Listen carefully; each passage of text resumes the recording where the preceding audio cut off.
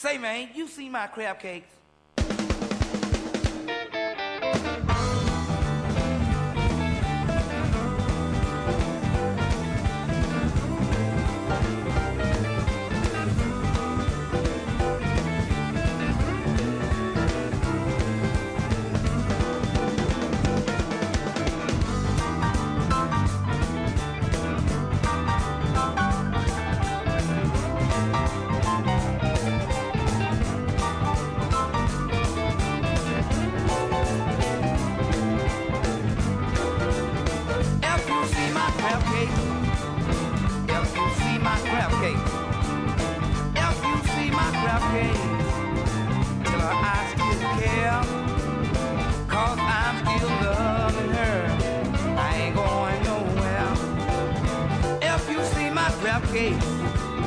Till I'm all alone. If you see my crab cakes, tell her things went wrong. Don't call on the phone and bring a black drawers home.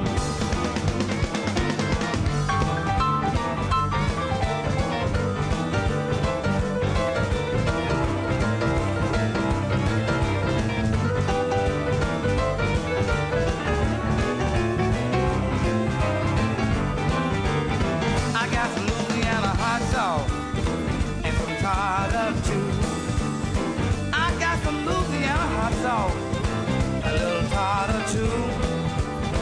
Come on, little girl, tell me what you wanna do. Them Maryland crab cakes are the best in town. Them Maryland crab cakes are the best in town. So come on, baby, let's get Louisiana down. If you see my crab cake, have you seen my crab cake? If you see my crab cake, tell I'm all alone. Tell her I still love her, and when she come back home.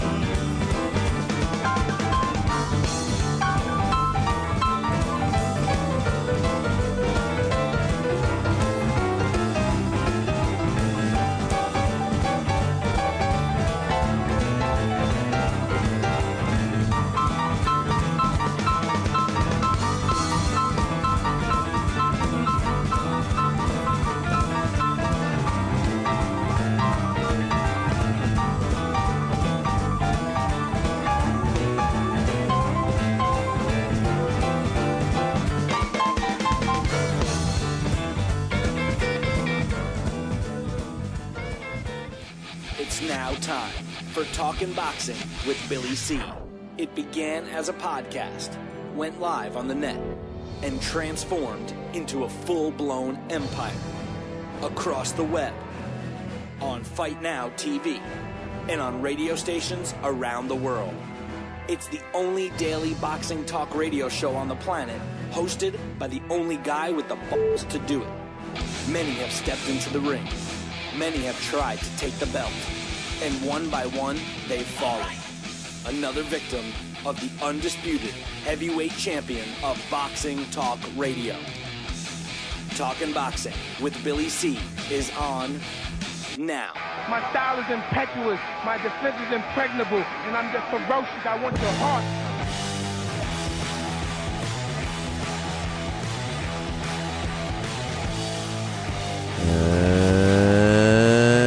And we're coming to you live. That's right. In the Billy C studio in Lake George, New York. I'm Bill Calagiano. It's time for Talking Boxing with Billy C. Good morning, good day, good evening. I tell you what, man. I love listening to that crab cake song, Memphis Gold, man. This morning it's like I'm like, oh God, it's raining out there. It's kind of a, I don't know, slow day in the sport a little bit between last night and this morning, and I'm just I was in like one of those why don't I just start drinking a scotch now moods, and throw on that Memphis Gold crab cakes, and it's like those Maryland crab cakes. Yeah, I can't sing, but anyway, this show's being brought to you in part. Let's get back to the script, Billy C. The show is being brought to you in part by Cat's Nationwide Luxury Transportation Service. If you need a limo and you're someplace in the U.S. of A., well, then you need to give my girl, she's mine, all mine. My girl, Cat, a call, 202-351-7496. 202-351-7496. Cat's Nationwide Luxury Transportation Service is the official limousine service of the Billy C. Boxing Hall of Fame induction weekend. And that's taking place November 16th, 17th, and 18th. Hey, speaking of the Billy C. Boxing Hall of Fame, Iceman Scully. An interview was done by Amy Green. I'm a little pissed off that she didn't ask him about Billy C. Boxing Hall of Fame since he was an inaugural member last year. Amy claims that he didn't respond to. I don't buy it, man. I don't buy it. I got to get to the bottom of this. I got to get Deputy Dog and Bonnie Fife, both of those two class act, police officers are going to get on this case. We're going to figure it out. But nonetheless, make your plans now for this year's Billy C. Boxing Hall of Fame induction weekend. It's going to be a fantabulous time.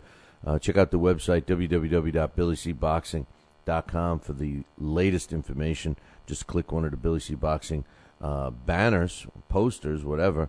And I'm telling you, Kieran is going to get us a new one. He is. He's working on it. When he's not retyping old Ring magazines for me, he's working on that. So, anyway, back to Kat. She's gorgeous. Give her a call, 202-351-7496. 202-351-7496. Tell her Billy C. sent you. Also tell her that I said she's mine.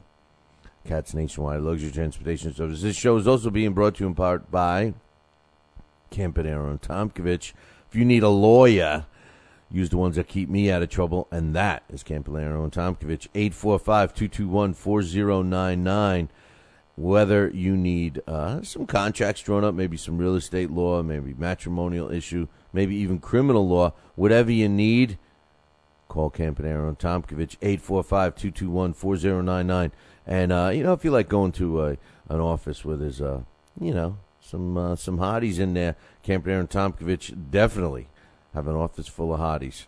There's only one guy in that office, and, they keep him in the back room. So, anyway, give them a call. Tell them that I'll pick up the consultation fee, 845-221-4099, Campanaro and Tomkovich. And, of course, my friends over at the Halftime Bar and Grill, Route 9, South Glens Falls. Check it out if you're in that area. The Lake George, Glens Falls, South Glens Falls, Hudson Falls, Saratoga areas, and you haven't checked this place out yet, what are you waiting for? It's been completely redone. They did it last year. The outdoor section of the facility is open and hopping. They had a huge party there, some bike rally last weekend. Never know what's going to happen. They always got great people there. Drink specials all the time. But my favorite reason for going is the girls. Is the food. Yeah, the food and the girls, But the food is great. If you're man enough or woman enough to try the Billy C. hot sauce, go in there and ask for your wings or boneless wings with the Billy C. hot sauce. Halftime Bar and Grill, give them a call, 518-792-4869, 792-4869. Now, we're normally there on Friday nights when Friday nights has fights, but ESPN, they don't even do Friday night fights on Fridays anymore. I'm so sick of being treated like second-class citizens in the sports world, and that's what happens to us as boxing fans. But anyway, give the Halftime a call, 518-792-4869. And speaking of halftime, go on in there and get yourself a ticket to win a drawing for some tickets to the next Friday night fights, which actually will take place on a Friday. It's going to be coming at you live from the Albany Times Union. Star Boxing is the main man putting that on. And the main event will be Ray Serrano against Kareem Hard Hitter Mayfield. Great fight, two undefeated fighters as the main event. You can get some tickets right now by visiting our website, www.billycboxing.com. And special shout-out to Gleason's Gym. They got all kinds of stuff going on in Gleason's. Make sure you check that one out. Click the fight poster on the website. Well, we got a busy day scheduled. First and foremost, we got a guest coming on a little bit later. Canadian boxing trainer. He's done a lot more than that. He's fought. He's a trainer. He's a manager. He does announcing. He runs shows. I mean, this guy is like talk about wearing multiple hats. Richard Lewis is going to be joining us now. No, he's not related to the comedian Richard Lewis, but he does have a boxing relative that's pretty prominent, especially in Canada and England. And his namesake, Lennox Lewis, actually is his stepbrother. So we're going to be talking with Richard Lewis a little bit later on the show. So good morning, Mac, man. My man Mac is in the Philippines, keeping all those gorgeous women in his office to himself. I've been crying the blues to him every chance I get. And you think one of them has emailed me? Think one of them has sent me any kind of an invitation to come over and spend some time in the Philippines? No, because Mac thinks of himself.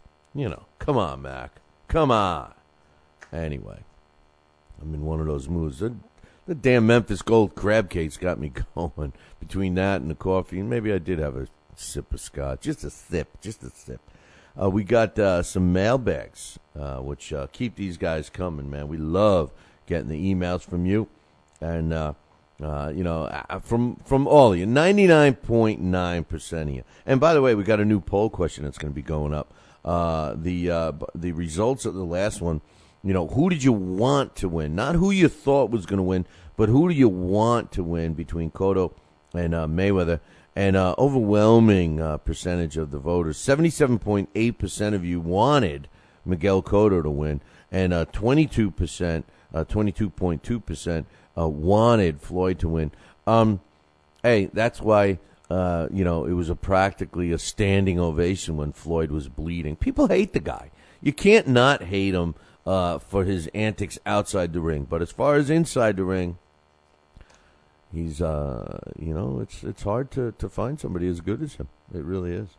All right. Speaking of Floyd Mayweather, who's a better and bigger fan than you got it? Given Quality. And Given Quality gave me a couple of emails. And first one says, I didn't mean Floyd Mayweather Jr. was taking shots like Ali. This is in response to the email yesterday. I was like, what are you talking about? But he says, what I meant was willingly lying on the ropes, going there time after time to prove a point. You think that, this is my thought process here. Was it Floyd? And this is a question, and I'm going to give you what I think to my own question, but this is a question for you. Do you think Floyd willingly, now this is Given Quality, he knows, and he's a self-proclaimed, he's not going to deny that he's a Floyd Mayweather fan. He's one of the guys that thinks Floyd Mayweather is the greatest fighter ever, or at least one of the greatest fighters ever. And, this is his view. He says that he means that he willingly was laying on the ropes. Now, I don't know if you could really dispute that, or can you? Do we have to give Miguel Cotto any credit for forcing Mayweather against the ropes? I mean, even though Mayweather made it a point to go toe-to-toe, so to speak, and be aggressive and fight the way we all know he can and wanted him to, and honestly, I think that he's doing this to put an exclamation on his career, which is very effective and a smart way for Floyd to do it. Because think about it, in his last two fights, the one against Victor Ortiz and now, of course, the one that just took place on Saturday against Miguel Cotto, he was aggressive and he was entertaining. Despite the ending of the Ortiz fight, it was entertaining up to that point. And, if he caps it off with one more performance like that and hangs up the gloves, that's all we're going to be remembering. So it's going to be hard to, to talk about Floyd as being a boring fighter. So I think it's actually a pretty smart move on Floyd's part. And I know Given Quality feels that, if this guy fought like this his whole career, somebody would have beat him and he wouldn't have been undefeated. So, but with all of that said, and given Floyd the accolades he deserves, don't we give Cotto any credit for pushing Floyd to the corner? Do you think that Floyd went into this fight, and I ask you this, Given Quality, and anyone else, do you think that Floyd went into this fight saying, I'm going to be laying on the ropes, or do you think that maybe he made the best of a situation that was happening and doing what he does best. He feels out an opponent, he sees what their game plan is, and then he makes an adjustment on the fly. That's what I believe he did. I'm not going to believe that Floyd went out saying, I'm going to lay against the ropes. This is my plan. I think he wanted to see what Cotto was going to do. I think he went out with that fight. He started off and let Cotto put the pressure on him because, let's face it, we didn't know what Cotto was going to do. We all gave our thoughts of what Cotto should do, but you never know until that bell rings. And I believe that Floyd had a couple of game plans in mind and let Cotto dictate what Floyd was going to do. And part of that was fighting him again off the ropes. So, I don't know. Yes, he willingly, he could have easily circled around, but I saw a couple of times when he did circle around, Cotto got him back into the corner. Now, guys like Given Quality and all the rest of the diehard Mayweather fans are giving Mayweather all the credit, but I kind of give Cotto a little credit there for making that. So, anyway. According to Given Quality, he did it just to prove a point. He also goes on to say Floyd Mayweather has nothing to do with Shane and the Pacquiao fight. My question was, why don't you think Shane actually tried to fight Pacquiao and let his punches go like he did versus Canelo for several rounds? I never said Cotto was great. Forget that Monday quarterback BS. I applauded his performance for fighting his heart out. Those punch stats were bogus for both fighters. I was amazed at the final results. Well, first of all, you've made, Given Quality, you've made the accusation, the assumptions that, every time, and you've said this to us many times before, you feel that when Bob Arum, puts opponents in with Manny Pacquiao, that he tells them not to fight hard. You said that. You even said that if Bradley doesn't fight hard, it's going to be proof. And you've made that point about Shane and everything. That's what I thought you were meaning by that.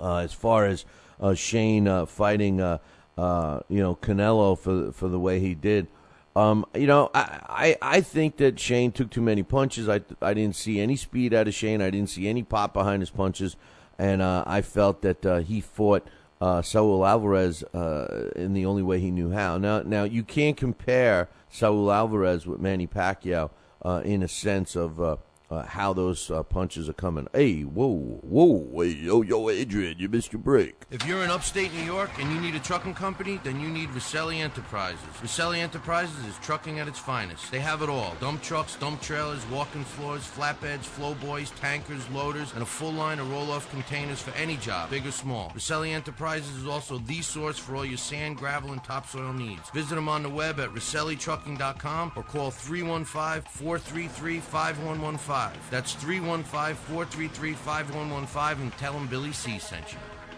Are you ready, America? Then let's get it on with Fight Now TV. It's time, fight fans. Your channel has arrived. All the fights, all the names, all the action. From world-class boxing events to mixed martial arts showdowns and other combat sports matchups, Fight Now TV delivers the hits and more. Call your television provider and tell them you want to get it on with Fight Now TV. For more details, go to fightnow.com. We've got a great matchup tonight. Fighting out of the left corner is the #1 ranked contender. No, he is not. I'm sorry, but who are you? I am the ideal computer. I am programmed to provide only fair and unbiased boxing rankings. This fighter is the number 15 ranked contender. Fair and unbiased boxing rankings? That's a new concept. Actually, it is not. The IBO has provided unbiased computerized rankings for many years. Well, we've still got a great fight tonight, folks. In the left corner is the number 15 ranked contender. The IBO, the champion of integrity. Learn more at IBOboxing.com. Check out BillyCBoxing.com now, or feel the wrath of the mighty mustache. Oh, that hurts. Why are you doing that to my face? I hate you. That's BillyCBoxing.com. Consider this your warning. As a young boy, all Billy C dreamed about was one day having his own catchphrase. And we're back. And we're back.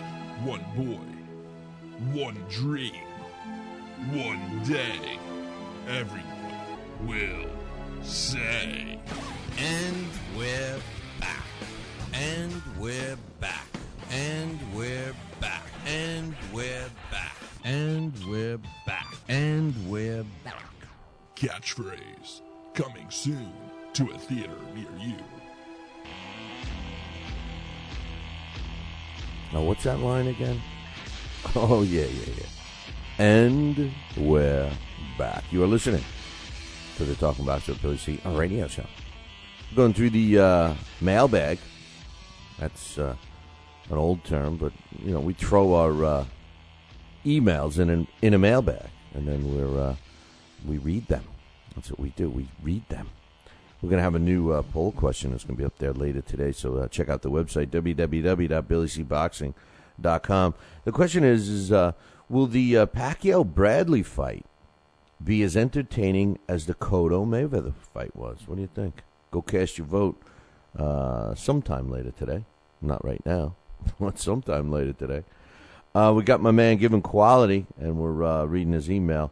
And he says he never said Cotto was great, so forget that Monday morning quarterback BS.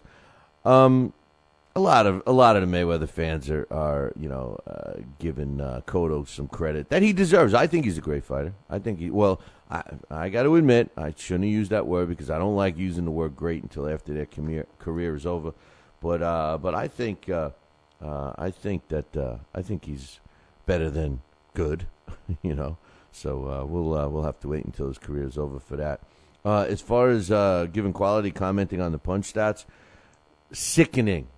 We at least we agree on that one. Quality, sickening, and to me they're devaluing the CompuBox stats, and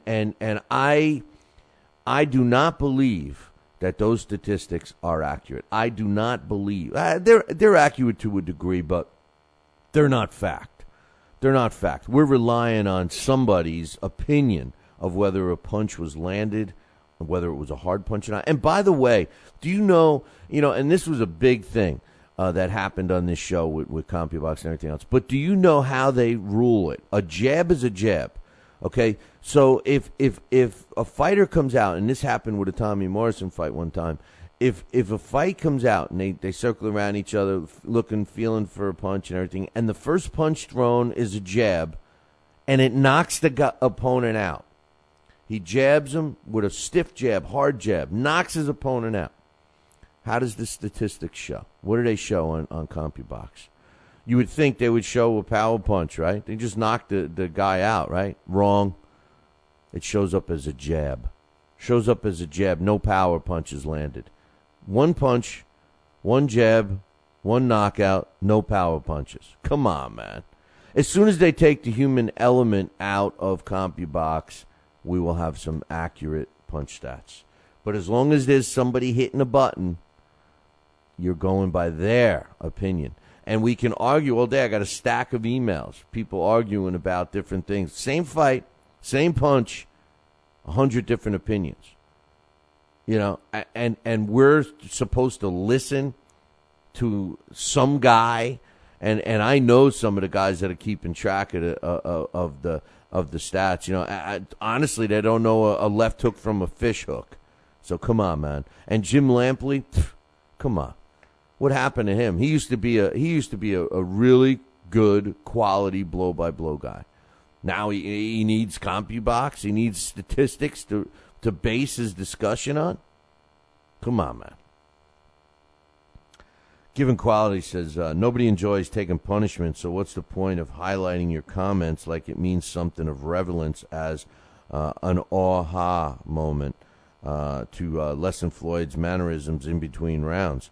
Canelo, first of all, because I said he was getting no instruction. You know, that's right. Given Quality, he's perfect. He doesn't need any instruction. You're right. So, there's no relevance to my opinion, just your facts that you think, Mayweather's the greatest. He's the greatest. Blah. Anyway, he says Canelo does that locking his legs up because he's a standstill haymaker artist. Do you mean the overhand wild rights Floyd Mayweather Jr. was landing as the slap shots, or do you mean the left hooks after the uppercuts laying against the ropes? I didn't see any wild punches from Floyd, so I don't know what you're talking about. His hooks were slapping the face of Cotto. If you don't think he landed any slapping punches, go back and watch it. I'm not even going to comment. He threw many slapping punches in that fight. He says if Floyd Mayweather Jr. fought like he did in this fight against Cotto, his entire career, he wouldn't have lasted 16 years nor been undefeated. Yeah, but you know what? He may have been regarded as a better fighter, more interesting. But like I said earlier, given I think if he finishes his career, and quite honestly, he doesn't even have to fight again. His career is easy. He put an exclamation on his career by beating Cotto, in my opinion. Anyway. Bobby says, you're right. After looking back at it, his corner, and here we go with the corner thing. You're right. His corner didn't tell him anything. Either it was the cameras coming in at the wrong time or that just was the case. But, yeah, you're right. I'd like to see Canelo fight Kirkland or Cotto or Molina, maybe even Amora. I just want to see him in there with some live bodies now. He's got the skills to be really good. Sorry for the novel I sent you yesterday. I feel like I shouldn't. I felt like I should have commented. Hey, man, you don't have to. I want to get the emails. You don't have to apologize for that. You write as many emails and as long-winded as you want, and I'll try and get them on, man. This is the time of the show that I open. I want to hear your opinions, and I put them on, whether you guys agree with me or not. I mean, even guys like Given Quality, who's it's like the same email every day. But I didn't think he was giving him any constructive criticism in the corner. I didn't think the team was doing well. And if they thought that this fight was totally in the bag, they had a good point to think that. I had it scored 116-112. I thought it was Mayweather winning the rounds, every round, with the exception of the three or whatever I gave Cotto, or four. But the point is that, and we may never see it, but the point I had with that whole corner discussion stuff was simply this. If when a fighter, what a lot of times with great fighters and great teams, during a fight, adjustments have to be made. And what separates, a good fighter from a great fighter or a marginal fighter from a good fighter, whatever, is the corner and the adjustments that the corner helps the fighter make during a fight. I mean, that's the bottom line. Everybody trains. If you got championship caliber fighters, they're going to train their hardest. They're going to do all these things. But what separates the two is the ability to make the adjustment during the fight. Now, I'm not saying Floyd didn't make the right adjustment, because in my opinion, he did. I disagree with Given Quality. I think that Floyd waited to see what kind of fight Cotto was going to bring him, and then went into his game plan of letting him, fight him against the ropes or whatever. And by the way, he was also conserving some energy, maybe, because he definitely wasn't even breathing hard after the fight. So, kudos to Floyd for that too. But,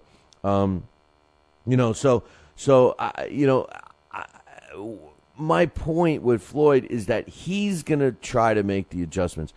When and if he ever gets in a point where something's just not working for him, that's when all hell is going to break loose, in my opinion, because, he refuses to listen to anybody about anything. So, and I think that may hurt him. But you know what? He's already beyond that, probably. He's already beyond that. His career is almost over. He's not going to go on. He's not going to let himself age. He's not going to become Sugar Shane Mosley, ever. So, Rockman says, hey, Bobby, I couldn't have explained the fight comparisons any better. Good job. And then he goes on to say, Rockman says, Floyd allowed himself to fight off the ropes. At no point in the fight was Cotto totally in control. The Mayweather plan was to stay away from Cotto's knockout punch, which was his devastating hook. Floyd picked his poison. He knew he was vulnerable to that jab, but hey, it's a flicking jab. Floyd was in total control. He could have boxed Cotto's ears off for 10 to 12 rounds if he wanted to. I agree with you, Rock. He could have, but he needed to prove a point to idiots like me that want to see him fight. And I don't necessarily want to see him fight toe-to-toe. I don't need to see him show us his version of a Vinny Matalone fight. I just wanted to see him do what he did. That's it. I wanted to see Floyd do what he did. He fought aggressively. He still didn't get punched. Yeah, he got a couple of shots nailed on him, but nothing. He was never in trouble. So he did what I thought he should do. Southern Sniper says Cotto fought in the welterweight class for 3 years with 2 pounds and Pacquiao's catchweight within the 2 pounds of Pacquiao. Cotto fought 3 fights right before the Pacquiao fight with Cotto. He weighed 147, 147, 146, then 145 for Pacquiao. The catchweight did nothing to affect Cotto. Cotto was on record stating before and after the Pacquiao fight that the weight was not a problem for him. Like it or not, welterweight is where Cotto shined the brightest. Mayweather is just trying to downplay Pacquiao's wins. Well, I don't know. Mayweather's just trying to downplay anybody that, if anybody thinks that there's another fighter that's possibly as good or better than Floyd Mayweather Jr., whether that fighter is still fighting today or whether that fighter fought 20 years ago, 50 years ago, 100 years ago, Floyd gets all upset. See, Floyd thinks he's the best ever. So, and as far as the Cotto thing, let's just straighten one thing out. Cotto was a former junior welterweight and welterweight champion, okay? He was unbeatable at both weight classes until he lost his fight to Manny Pacquiao, all right? Of course, he lost the fight also to Margarito, but that was after the Pacquiao fight, and virtually was indestructible at junior welterweight. But then after the Pacquiao fight, he moved up in weight. Just to remind you, he fought at junior middleweight and won the title from Yuri Foreman, and he followed that with a win over Ricardo Mayorga, and then the rematch with Antonio Margarito. So, yes, he's a legitimate junior middleweight right now. He feels very comfortable at that weight, and we do, whether you like Mayweather or not, we do have to give him credit for fighting Cotto at Cotto's weight, which was 154 max. Are you ready, America? Then let's get it on with Fight Now TV. It's time, fight fans. Your channel has arrived. All the fights, all the names, all the action. From world-class boxing events to mixed martial arts showdowns and other combat sports matchups, Fight Now TV delivers the hits and more. Call your television provider and tell them you want to get it on with Fight Now TV. For more details, go to fightnow.com. Broadcasting in all corners of the globe, on the web and radio. He would scoff at the stretch of that man, I would think.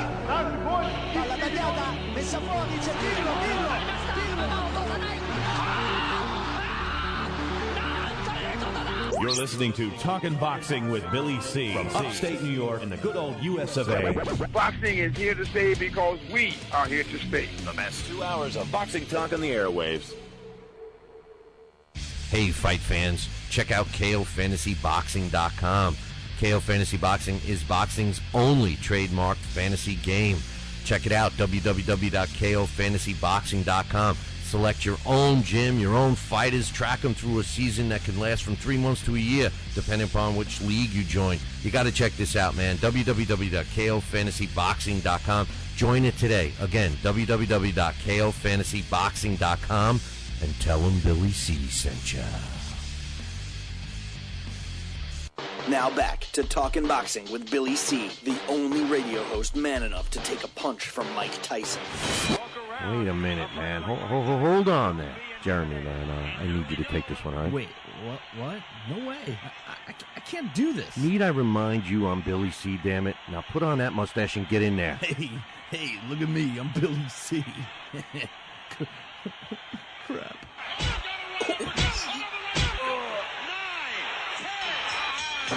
The undisputed heavyweight champion of Boxing Talk Radio. It's Talkin' Boxing with Billy C. Test 1 2. Test 1 2. My fellow Americans, good evening. Welcome back to Talkin' Boxing with Billy C. It's great to be here discussing the sweet science with everybody. I love boxing. I love talking boxing. It's what I do.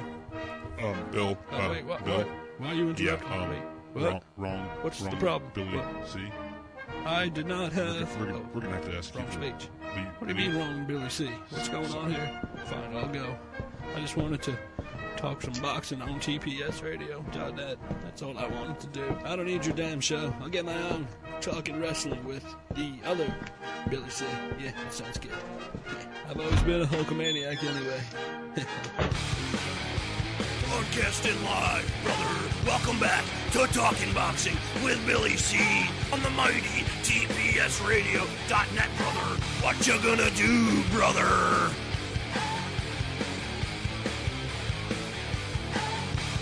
And we're back. You are listening to the Talking Boxing with Billy C. radio show. You're watching us on the Fight Now television channel. I want to welcome the Fight Now audience just joining us like they do every day, Monday through Friday from 6 to 7:30 a.m. Eastern Time. If you need to get the fight, well, let me rephrase that. You need, not if, you need to get the Fight Now channel added to your sports channel lineup so you, too, can watch the Talking Boxing with Billy C. radio show on your television set. All you got to do is call your local TV provider and tell them that you want Fight Now channel added to your sports channel lineup. It's that simple. For all the information about the channel, you can find it on their website, www.fightnow.com. I'm laughing at Mac. Yeah, well, that's usually the reason, Mac. That's usually the reason. Hey, as soon as we get done with our mailbags, we're scheduled to have my man Richard Lewis join us. And we're going to be talking about, after we talk with Rich, we'll be talking about some big news in the sport. Could the Lamont Peterson and Amir Khan fight be in jeopardy because of a failed drug test? And also the big fight that everybody wants to see.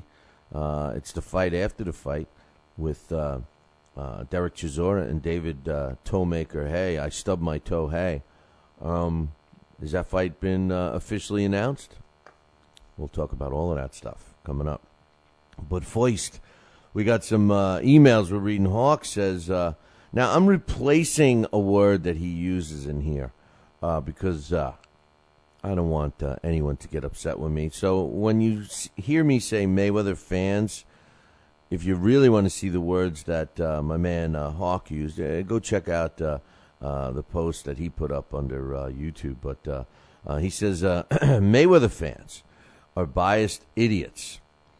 To debate a Mayweather fan is to debate a yapping dog. I don't buy into this Floyd fought the best Cotto BS. Manny fought the younger, fitter, faster, more prime Cotto. Floyd chose to retire and duck that Cotto.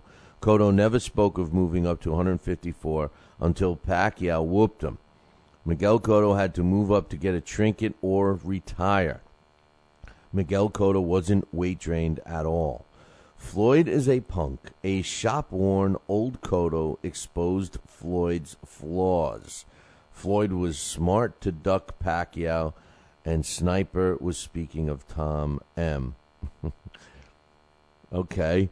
Well, I'm assuming he doesn't mean my Tom M., Tom Molyneux, because he's already gone. No, I figured he was talking about Tommy Morrison. But did we talk about Tommy Morrison that day? I didn't even remember bringing up him. Listen, man, obviously Hawk is not a Floyd fan, which I like you for that, Hawk. But, we got to give Floyd credit. Cotto, I think, was looking better than he had for a long time. I do think that Manny Pacquiao and Antonio Margarito kind of put a damper in Cotto's career for a little bit, but I thought he rebounded. And don't forget, we can't say that, Floyd Mayweather is, fought an old, washed-up Cotto because Floyd's older than him by 4 years. So, I don't know. Listen, I agree about the Mayweather fans and their nonsense of how they put this guy on a pedestal. But I'm not gonna, and I'm not gonna dispute that he's a punk outside the ring either, because but I do have to stick up for Floyd when we start looking at Cotto as being finished and washed up and everything else, because I don't believe that. I don't believe that with Miguel Cotto. I think Cotto was a good opponent right now for Floyd. Yes, maybe we would have seen a different fight if Cotto fought him at 147. But I think that I believe that Cotto is a better fighter at 154. You know, I think we saw the best Cotto that we could see. Although he was dominating and very destructive as a junior welterweight. So next mailbag comes from my man George. He says, a great fight as we both expected. You were right that Floyd didn't fight Cotto the way he did for the fans. It was for him. It was his plan. He thought he could stop Cotto. That being said, if they had worn 8-ounce gloves, we may have seen the stoppage the way Floyd was landing his right hand. Now to the gloves, yes, the Vegas Commission requires fighters 147 to wear 10, but if they both agree to wear 8-ounce gloves, they can make it happen. Yeah, you could always make it happen, but that's the rule. It's across the board with every commission, so it's in the ABC rules, George. But anyway, I believe this was done for another fight in Vegas, and Aram got them to approve 8-ounce gloves. Yeah, you could get them to approve it for 154. That's the cutoff. But both fighters have to agree, and like he says, in this case, Cotto would not go to the 8-ounce gloves because he wanted to protect his hands. And he scored the fight a lot closer. He says 8-4 in Floyd's favor. He said, I never saw so many people happy that Floyd was bleeding from his nose. It was the highlight of their night. It's true, man. People can't stand Floyd. They really can't, and I can agree with them. Hey, listen, speaking of that, we got a couple of more mailbags, but we're going to have to put them on hold because I see that my man Richard Lewis is calling in. So let me shift gears here. Rich, we got to get Rich on. I'll be right back. The undisputed heavyweight champion of Boxing Talk Radio with no worthy contenders. It's Talking Boxing with Billy C.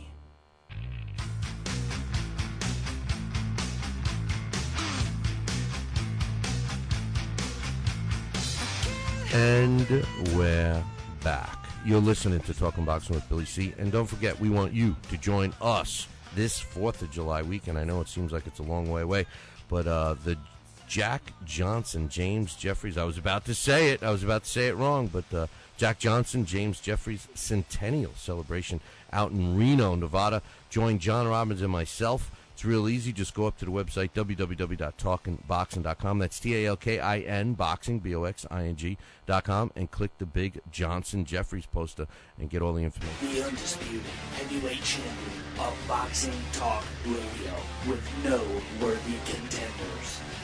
It's Talking Boxing with Billy C. Talking Boxing. The undisputed heavyweight champion of Boxing Talk Radio with no worthy contenders. It's Talking Boxing with Billy C. Talkin' Boxing with Billy C. now has official merchandise available on talkinboxing.com. T-shirts, sweatshirts, hoodies, and mugs. And yes, even undergarments. Talkin' Boxing apparel is the perfect gift for the boxing fan in your life. Log on to www.talkinboxing.com. That's TALKINBOXING.com and place your order today.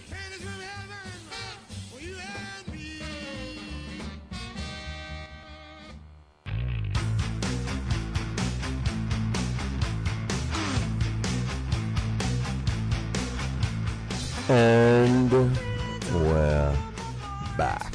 You are listening to the Talking Boxing with Billy C. radio show. You're watching us on the Fight Now television channel.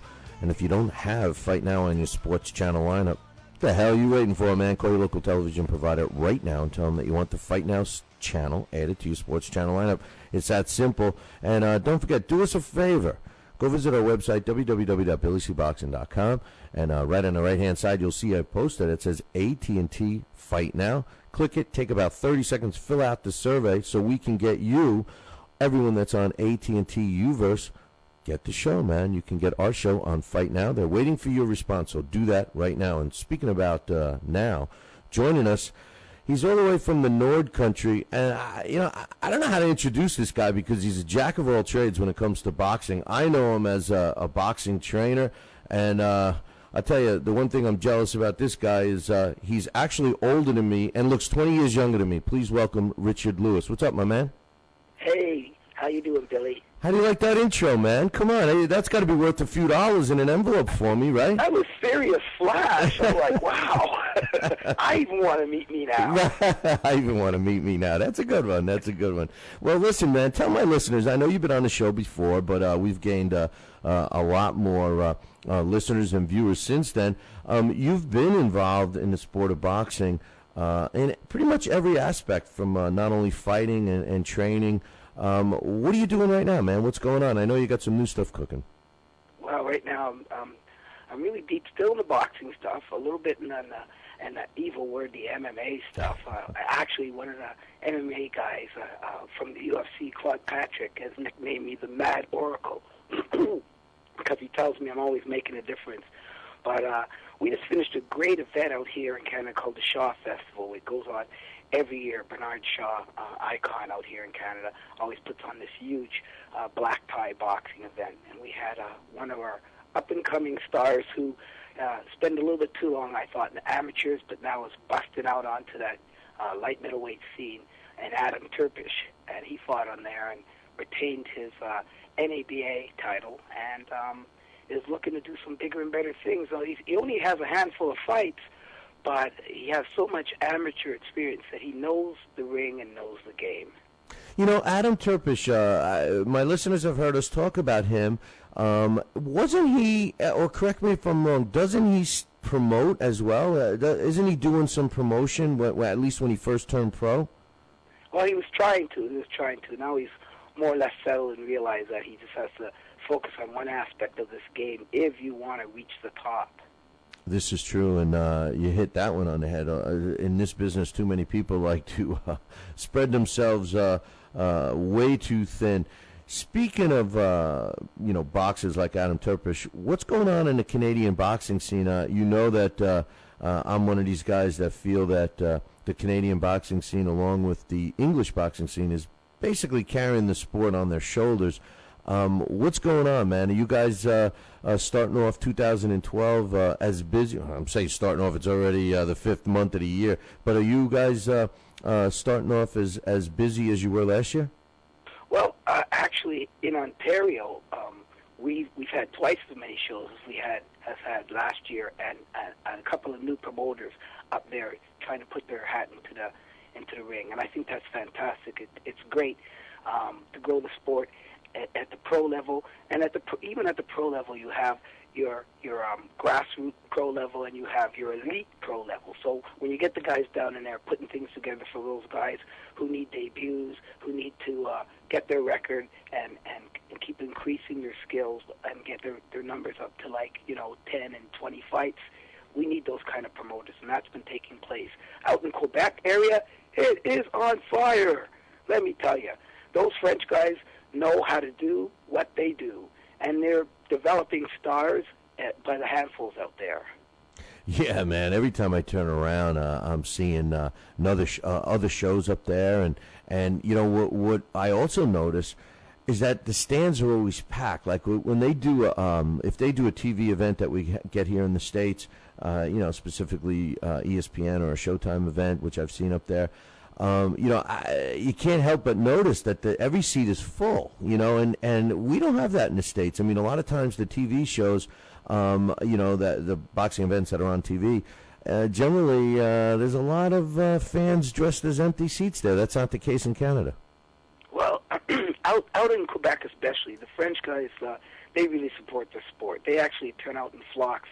I guess they're out there, they expect a hockey game to break out because they come out ready for war. And the French fighters are very exciting. Those guys, they come to fight. Still in Ontario, we're still trying to wade through the safety and the boxing factor, but we're still putting on some pretty good shows, and that's the key. Now, what they need to do is we're a little bit more like the States. We need to get out there and support our Ontario products because we're really starting to develop some nice fighters, and we're sending them all over the place. Well, I tell you, I don't want to bash him, and I know you got to live with the guy, but let's not even mention his name. But the guy in charge of Ontario boxing, I wish he was a little more. I wish he was a little more boxing knowledgeable because I think he's shooting you guys in the foot. And you do have some young talent. I know the amateur program works well, and I got to be honest. I love going up to the Quebec fights near Montreal because I don't go for the fights. I go for the girls that they have up there in between rounds. It's amazing. It's like it's an event every time you go there. And that's what I love, the segue, how you drop me in. The girls. And, my girl, my best girl, probably one of the best fighters we have ever produced out of Canada. Although she fights for Trinidad, Miss Lisa Bad News Brown is getting ready for a WBA title shot. Now, that's going to take, we're originally fondling around with a date of May 5th, May 12th, but now they've pushed it back to July. Looks like there's something else going on in a couple of places that they want to tie us into and make it a real super event. So it'll be fantastic when I get to announce it. Well, that's great. You keep us posted. I love Bad News Brown and her better half, Errol. He's a great guy. What a great team they are. And, of course, they have you in their corner, which makes it all the better. And, I'd love to have, we should do like a three-way, man. Have you, Errol, and Lisa on sometime when you can announce the fight when it becomes 100% official. We should try and do that because I think the listeners would love hearing all three of you guys on the phone at once. Honestly, I believe that can be arranged for you, Billy. Well, I know I'm talking to the right guy. I know I'm talking to the guy that can make it all happen. But hey, before we let you go, Rich, is there anything you want to plug? I know you're working at a new facility, right? I'm working at a facility called Pound for Pound. Now, it is an MMA facility. Their mainstay there is Muay Thai, but they facilitate everything out in Pickering. They facilitate Brazilian Jiu-Jitsu, wrestling, boxing, Muay Thai. It's a great place. Great place for strength and conditioning. And the one thing that I really like about them is they have their finger on the trigger of families. So if you just want to come out for recreational activities, that's one of those places to be. And there's two locations. There's one in Markham, Ontario, and there's one in Pickering, Ontario. Is there a website people can go visit?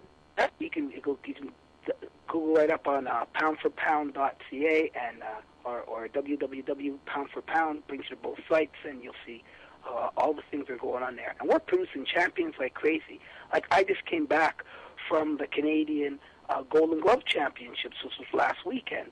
Now, originally we had 11 guys, but, due to injury and fatigue and fear and all those things through fighters, our group turned into only 3 guys. But we went up there, fought for 3 days, and came back with 2 silvers and a Golden Glove champion in Garrett Mole. So I'm really happy for Steve, Garrett, and Pat and the performance they did out there. Well, you're the man, Rich. And hey, you got any? Your relative Lennox Lewis. Any heavyweights on the horizon, man? We certainly need a few. Well, I got a cruiserweight who this may develop into a heavyweight a little later on. His name is Corey Phillips. I got to quit getting him to knock people out and just to stand up and play with them for a second so we can get some more belts under us instead of having everybody run when they see him coming. And we're really focusing on turning pro by the end of the year. So, and then growing up, I'll grow them quick because I'm really tired of these Klitschkos thinking they're untouchable. Well, unfortunately, we don't have anybody that can touch them, and I think that's the problem. If we get a couple of heavyweights that can actually hit the guys, we'll be okay. We'll actually test them. What all the heavyweights out there really need to do is look at a large, blown-up middleweight, and look what he did to one of them. Yeah. No, I agree with you. And I tell you, mentioning Lennox, I've always respected Lennox for staying retired. I think I've gained more respect for Lennox Lewis, since he retired and stayed retired. But man, I wish another Lennox Lewis would come out of Canada or anywhere else and challenge these guys. Because not that I have anything against the Klitschkos, it's just that we need to see some new blood in there. Well, I got a couple of kids. Now, I mean, by kids, they are kids. They're 15 and 17, JJ and Lawson, and one's 6'8" and one's 5'11". So I got a Lance Lewis in development and a Mike Tyson. Well, listen, man, you keep us posted because if you hear anything else, you let me know, and I'd love to have you all come on. Hey, love to Billy. Love talking to the king of the airways. Hey, man, I appreciate your time. We'll look forward to the next time you can make it. Hey, you take care. All right, brother. Take care. That's my man Richard Lewis calling in from the Great White North. And listen, you got to listen to this guy, and I'm not kidding you. I'm not going to give away his age, because if you see this guy, you would bet your last dollar that he was many years younger than me. And let's just say he's not. He's in great shape. He practiced what he preaches. Check out his new facility, poundforpound.ca, and all that happy stuff. And I'm looking forward to getting him and Lisa Brown and Errol Brown all on the phone at the same time. That'll be great once that gets announced. Hey, listen, I got to take a break. I'll be right back. Talkin' Boxing with Billy C. now has official merchandise available on TalkinBoxing.com. T-shirts, sweatshirts, hoodies, and mugs. And yes, even undergarments. Talkin' Boxing apparel is the perfect gift for the boxing fan in your life. Log on to www.talkinboxing.com. That's TalkinBoxing.com and place your order today.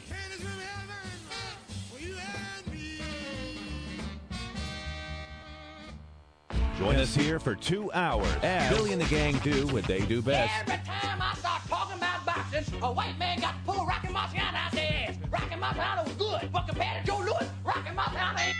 Hit Joe Louis's ass. Joe Louis was 75 years old when he fought. Huh? What? We're supposed to be talking boxing. It's Talking Boxing with Billy C. As Billy C. sits here in the multi-million-dollar Talkin' Boxing Studios, sipping a fine wine before you're even out of bed, you should be thinking, damn, I wish I had a mustache like his. It's the Talkin' Boxing with Billy C. show. He's Billy C., and you're not. Sucks to be you. Now let's dig into our archives and hear a rare interview when Billy C. first became the champion of boxing talk radio. Hello, Billy C. As the new champ, can we ask you a few questions? Why, certainly. Okay, your fans would like to know how you and your corner have successfully walloped the competition. We're not ordinary people. We're morons. Anything else? I'm a victim of circumstance. Did your success finally come when you made the show 5 days a week for 2 hours? What do you think? I'm trying to think, but nothing happens. Now, please tell the listeners what you've learned from making it this far. Certainly. If at first you don't succeed, keep on sucking till you do succeed. Great words of wisdom, Billy C. Keep up the great work as the undisputed People's Champion with your show, Talkin' Boxing with Billy C. Any last words to anyone who's listening? This is your fault, you bonehead.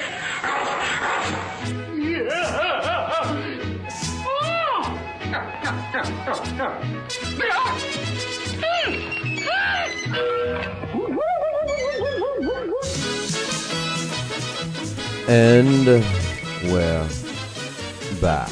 You are listening to the Talking Boxing with Billy C. radio show. We had our sound system going a little crazy there before a few minutes ago, and before we got Rich on, and before that, we messed up with the time, so we're a little early with our break. But hey, I'm sure all those guys up at Command Central are going to deal with it. I'm sorry about that. It wasn't planned, but. It happened. My sound system. Guess what? The new one will be here on Friday, so we won't have that problem anymore. Let me just finish up. I have 2 more mailbags to talk about, and then we got some news. We got some news. This one is from my man Mike. He says, nothing on Saturday makes me think Pacquiao can't beat Mayweather. He says, did Pacquiao not beat the crap out of Cotto, knock him down twice, and force him to fight to survive? I thought I remembered seeing that. I really think he can beat Floyd. I really do. And what's up with Mayweather dodging the 50-50 split question? Why is everyone giving him the benefit of the doubt these days? From the beginning, it was clear that Floyd didn't want to fight Pacquiao, and nothing has changed from what I can see. First, it was a blood test. Now it's a purse split. I can't believe how many people are deluded by this guy. It's unbelievable. It's like Obama. I guess people I guess people just like getting conned. It's all I can think of to explain. I guess it's cool to be dumb. Strong words by my man Mike. But a lot of people believe the same things as Mike does, especially about Obama. But, the thing is I want to see Floyd fight Manny. I want to see Floyd fight Manny. All right. I really honestly believe that it is the only fight out there for Floyd. And I do think it's going to happen. I think it will be announced as Floyd's last fight prior to the fight. I think they'll announce it, that's his last fight. He's retiring after it. As far as Cotto and Pacquiao, I think it was a different Cotto. I think Cotto still was the Cotto that got, slayed by Margarito and possibly concrete in his gloves. There was a lot of things about the Cotto Pacquiao fight, and I'm not alluding to weight or anything like that. But all in all, this whole Mayweather and Pacquiao split, contrary to what some of the diehards think, that Floyd is worth more of a split and all that, I disagree. I think the purse split should be 50-50. And what I mean by that is, splitting the pay-per-view, splitting the purses and all of that, 50-50. Now, Floyd can conjure up the same deal he did in this last fight, where he gets a cut of the concessions, a cut of the T-shirts and all of that stuff, the concessions. That goes to Floyd, and that's above and beyond and separate than Manny Pacquiao. I don't know if Manny Pacquiao could pull that off. I think if the overall deal, in other words, if somebody was able to guarantee them X amount of money, or X amount of what the split is after everybody gets their cut from the pay-per-view revenue, I think when all is said and done, I believe it should be a 50-50 split. Now, with that said, I know we had a couple of listeners that couldn't get past the fact that it's not Floyd's fault that Manny has Bob Arum tapping into his money and he won't get the same. No. You don't understand. A 50-50 split is before all the cooks get their pudding. It's before all the kids have their hands in the cookie jar. Okay, I don't want to be like Teddy Atlas. I don't want to be coming up with all these, analogies. But the bottom line is Floyd gets to keep a bigger percentage of his cut. That's Floyd's business. That's his smart business way that he's working it. Manny, he's got to give some of his cut to Bob Arum. But dividing the purse 50-50 to begin with is fair. But I also know that Pacquiao would take less than 50-50 to get the fight. That's how bad Pacquiao wants to fight. I think Floyd and I have a feeling that Floyd does not really want to fight Manny Pacquiao, not because he's scared. And let's face it, Floyd's a lot bigger than Manny. Floyd's a lot bigger than Manny in more ways. I mean, just forget the weight. He's just a physically bigger guy. And I don't think that Floyd wants to fight him, not because he's scared, not because I don't think he thinks he can beat him, but I don't think Floyd wants to fight Manny because of all the comments he said. And should he lose, man, would that make Floyd and all his cronies and his homeboys look stupid? And Floyd's biggest fear, I found something out about Floyd recently, and that this is a guy that constantly has to be surrounded by his boys, his posse, whatever. Constantly, 24 hours a day, they're around this guy. And when he wakes up, if he's in bed and he's sleeping and he wakes up, he wants the comfort to know that his homies are around, that his boys, his posse, his bodyguards, whatever you want to call them, they're his friends to him. And he wants them around him all the time. He's never alone. Although he better be alone with Miss Jackson. Oh, my God. But anyway, what was I saying? I just was thinking of that dress. Those guys were funny. That's the only funny thing that the announcers did. They went, "Oh, my God, what a nice dress." Oh, that Miss Jackson. Anyway, Floyd doesn't like to be alone. I tell you what, his biggest fear is going to be is going to be had, because as soon as Floyd loses and as soon as Floyd's money train stops, those posses are going to be splitting, man. They're not going to be around. They're not going to be around. But anyway, what are you talking about? Max says the commentators for the Pacquiao-Floyd match will be Lampley, Teddy Atlas, and Gus Johnson. He's saying my 3 favorite guys. Yeah, that's why I listen to it with the sound off, Mac. But anyway. Yeah, so that's my thoughts on that one. My final and last email is from Alex T. He says, "What's up, Bill?" Hey, what's up, Alex? He says, like everyone, I thought the fight was great. And my hat's off to both fighters. But I think I saw something different than some of the Floyd fan club saw. He says, what I saw was a boxer who is now fighting Father Time as well as his opponents. I'll stop right there. I agree with you, Alex. Right there, I'm going to stop him. I agree with him, and I think Floyd knows that, too. And I saw some stuff from Floyd that I never saw before. The slapping punches, I never saw him slap a punch in my life. But, then again, I try not. I only watch him when I have to. He says, when you see great defensive fighters taking shots along the ropes like Mayweather did, it means they are losing their legs. We all saw it with Ali. We saw it with Roy Jones. We saw it with Pernell Whitaker. And he says, remember the Hurtado fight. I don't think Cotto landed solid shots against Floyd when he was against the ropes. I thought he landed more solid shots when they were out in the open, when Floyd seemed to not be able to get away from Cotto's jab. My knock on Cotto was when he had Floyd against the ropes, he did not connect with as many punches as he should have. Yes, some of those punches were those overhand punches that Cotto was winging away as Floyd was leaning his head backwards. They landed, but they grazed him.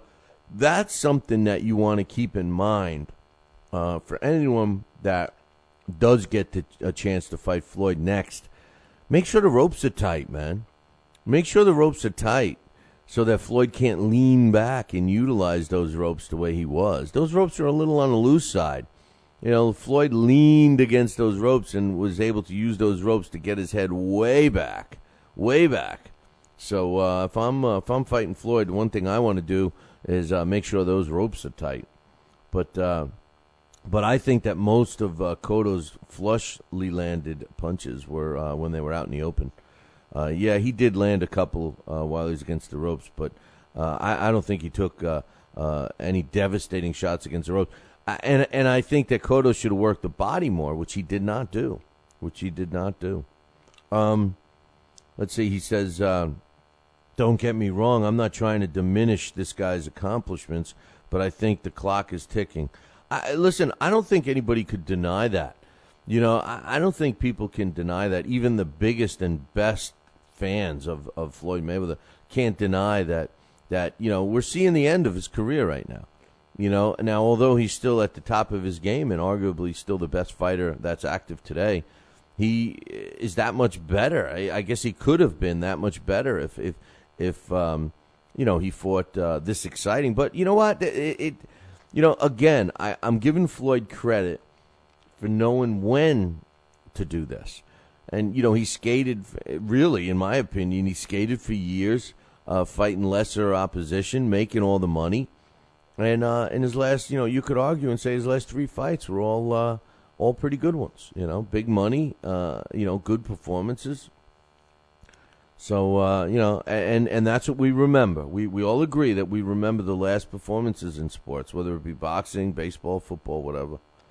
He says he's 35. He's been a pro since 1996. We've seen this 1,000 times before. Mayweather needs to call it a day after 1 or 2 more fights.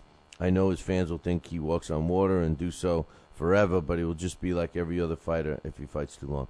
Some good points. Now, I will tell you this. Me and Given Quality don't agree on most things, but I do know, and I may be putting words in his mouth, but I want him to comment to me now. Given Quality totally disagrees with that in the sense that he believes that Floyd will never fight beyond his abilities. And Floyd will know when to say when and will never get beat because of that. And I think Given Quality thinks that, and I agree with him. Because I don't think Floyd wants I think he is bothered more on losing in front of people. It's like, you don't want to look bad in front of your girlfriend, especially when she looks like that. But, I mean, he just does not want to look bad. And I think he's smart enough to know when to say when. If he feels his skills are diminishing, I see one more fight for Floyd out there. One. People could argue, and I even said yesterday that, maybe he could fight Sergio Martinez. But, truthfully, the only fight that he's got out there, money-wise, winnable fight for him, big demand fight, you know what I'm going to say, Manny Pacquiao. Manny Pacquiao is a winnable fight for Floyd. Listen, I love Manny Pacquiao. I'll be rooting for Manny Pacquiao. I think he's much better for the sport than Floyd. I think Floyd is bad for the sport in a lot of ways. Not his boxing ability, but in a lot of ways. The man, Floyd Mayweather, the image of Floyd Mayweather is terrible. And I don't want to hear, I got an ignorant fan who calls me ignorant, but an ignorant fan who, believes that, Floyd is the best and that I'm cutting him up. And she also thinks that, Floyd is such a good doer because he feeds the homeless. He feeds the homeless. He feeds the homeless. Come on, man. What does he do? Throw a couple of turkeys around? I never heard him doing anything unless the courts are ordering him. So please stop it with the BS, and you know who you are. But the bottom line is Floyd's not going to. I don't think Floyd's going to let himself get beat. I think he's got one fight. It's against Manny Pacquiao, and Manny Pacquiao is a winnable fight for Floyd. I'll be rooting for Manny. I'll be hoping that Manny connects and knocks him out. But Floyd, he's got one more fight. He could make $100 million on it, and he could walk away undefeated. That's my thoughts. Lamont, you dummy, Peterson. Now, let me just say this. For years, I've been saying, Lamont, you dummy, Peterson. Now, I got emails. Oh, why are you calling Lamont dumb? No. Because you're not old enough to understand that was a line by, Red Fox, who played Fred Sanford. That was his character on Sanford & Son. And Fred Sanford used to call his son, whose name was Lamont, a dummy. Lamont, you dummy, get your butt in here. Stuff like that. So every time I hear that name, Lamont, it's always followed by you dummy from Red Fox. That's my bestest impersonation impression, I should say, of Fred Sanford. But now Lamont Peterson is a dummy because he failed this drug test, man. That's right. He agreed and pushed for having the random drug test, the Olympic-style drug testing. His team pushed for it, and Amir Khan agreed to it. And there was a random test that took place in March. Let's see, March, April, May. We're talking 2 months ago, right? Took place in March, and it was released yesterday that it tested positive for a synthetic testosterone. You know what I'm saying? Testosterone. Is that how you say it? Testosterone. ABCD. Hey, what other person that's in the radio, TV type business that can't even pronounce words? I guess that makes me a total moron, right? But anyway, I'm a boxing moron. What can I say? But testosterone, yeah, he's Max says testosterone. And he says, and by the way, I'm homeless too. Can I sleep with Miss Jackson? Yeah, well, apparently, according to all the Mayweather fans, he's so great, he feeds the homeless. So come on in, man. He's got breakfast being served in a little while. How stupid can Lamont Peterson be by failing this test? They're not discussing anything specific except for that. The fight was scheduled for the fight is scheduled still for May 19th, which is just around the corner. There's been no word out of the Amir Khan camp. The fight was in jeopardy of being canceled because of this reason. There was rumors about all these other reasons, but this is the reason. We're telling you now, right here on the Talking Boxing with Billy C. a radio show, that the reason that the fight is in jeopardy is because Lamont tested positive for a performance-enhancing drug as one of the random blood tests were taken. Team Peterson claims it's something's wrong, that he's never taken anything, and they're going to get to the bottom of it, and they're going to report and publish the findings and find out the reason why. I don't know what to do. I don't know what my thoughts are. If I'm Amir Khan, I don't know what to say and what to think. Amir Khan wanted this fight more than anyone. Amir Khan feels naked without his belts around his waist. I honestly don't know what to say about this situation. I just know that if this fight gets canceled, no one can blame Amir Khan for being upset, and no one can not criticize Lamont Peterson. A test is a test is a test, unless they find out some BS story that it was tainted or tampered with or whatever. But I know one thing's for sure, that they can't just give the belts to Amir Khan like he's going to want. Do they strip Lamont Peterson of it? I don't know. That's a good question. I don't think they can. I think they would have to reschedule another fight and have the testing going on, and I would think that Lamont Peterson would have more needles stuck in him than a pin cushion the second time around. But, who knows? Who knows what's going to happen? I'm speechless. I think that this was a really stupid move by Lamont Peterson, if he did take that. Maybe he should call up, some of the baseball players that say that they've never used performance-enhancing drugs, like Bonds, maybe, and say that he had some kind of ointment he put on his shoulder or something because it was sore, and maybe that's what put the testosterone in there. Testosterone. Why can't I say that damn word? Get some balls and say it. Oh, sorry. How about it's official? As a matter of fact, it's going to be made official moments from now. At 12:30 English time, Frank Warren will be officially announcing that David I Hurt My Toe Hay and Derek Chisora will be fighting July 14th at Upton Park in England. Now, here's the twist. The reason why they're going to be fighting is the Luxembourg Boxing Federation is going to be sanctioning the fight, not the BBB. You got it. The British Board of Boxing Controls, the BBB of C is not sanctioning it because neither of the fighters hold a British boxing license. So let me ask you this. This must be a European thing. Luxembourg. I don't know the Luxembourg Boxing Federation, but I'm kind of guessing that that's German, right?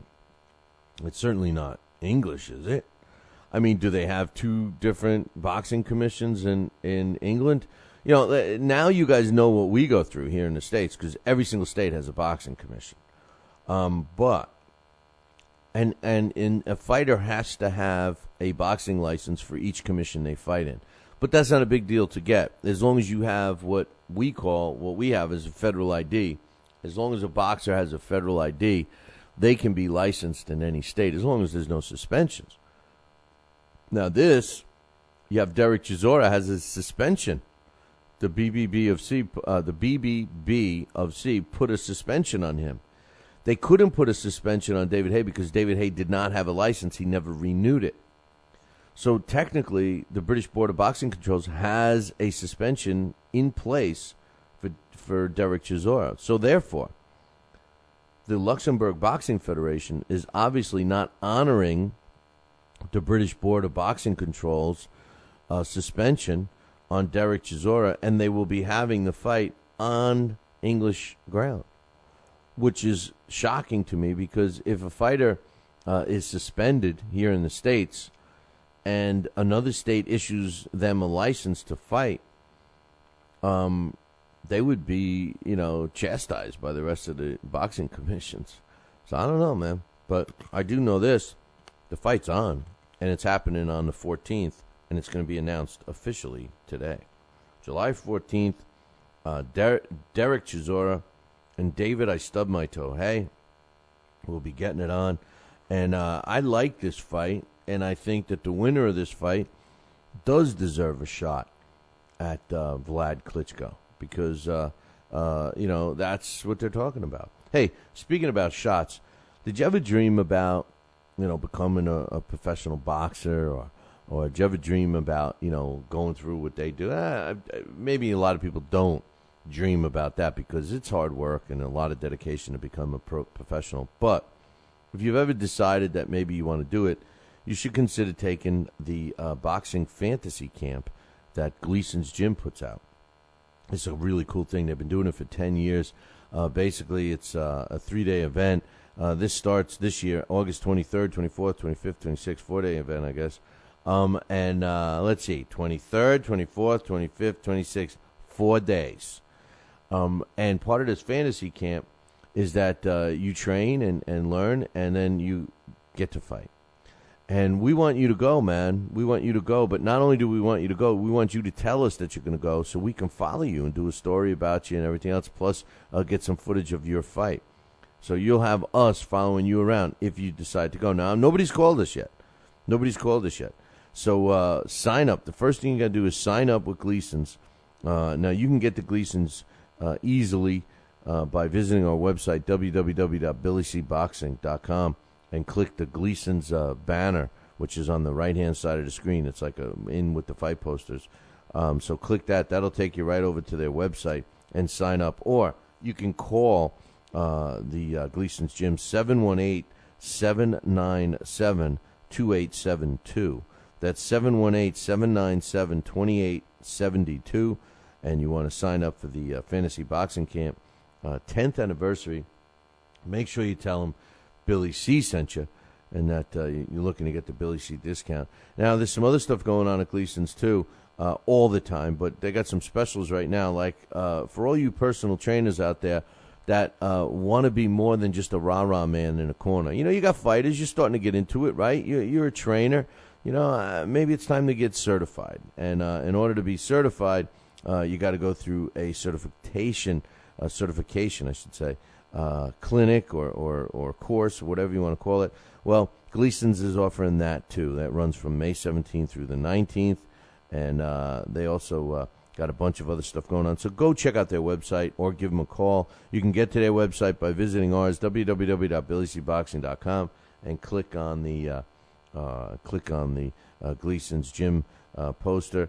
And you could call, too, 718-797-2872. I got my man Mac from the Philippines. He wants to definitely hook up with Team Mayweather. He says he's going to be, he wants to be part of the money team. He wants to be Miss Jackson's bodyguard. Let me tell you, I'd like to guard that body myself. But what are you going to do? She'd probably kill me. From what I understand, Floyd, whatever. In this day of boxing, in this day and age of boxing, I should say, what we've been hearing and seeing a lot of lately is fighters backing out of fights. I mean, every time you turn around, you got, this one, has got a cold. This one's got this. This one hurt his arm. This one, twisted his toenail. This one, has to rearrange his sock drawer. And they're all pulling out of fights. And a lot of things that really ticks me off is when they really don't have an excuse. They pull out of a fight. We assume it's money. We assume it's something. But next thing you know, they're pulling out of a fight, and we're getting a last-minute sub which is never as good as the original fight. Well, Lamont Peterson, he's scheduled to fight Carl Froch, and that's going to be taking place at the end of the month, May 26th. And Lamont Peterson is battling a very serious foot infection. And he has vowed to go through with the fight, regardless of the foot. Now, this is a serious thing. He's got, he's got this foot open. He's being treated by several doctors, and he's on antibiotics. And as of yesterday, the spokesperson for Interbox, which is Lamont Peterson's promotional team, said that the condition is improving. And Lamont Peterson is confident that he will be able to fight according to the schedule. He's scheduled to meet with doctors again this week to ensure the foot is healing the way it should, and there should be no problems with it. As a matter of fact, Bute said, and I quote, "For me, it's the right time to come away from home and defend my belt, and in my heart, I believe I will be victorious. I've been criticized for not fighting away from home. I remember when Joe Calzaghe fought away from home. At the end of his career, he received the respect he deserved for doing that, and that's what I'm looking to do, as long as his foot's healed up." You know, I have a prediction of how he cut his foot and got the infection, because it was from a cut, right? He works in a training facility down in Florida. And the last Bute fight I went to ringside was up in Montreal.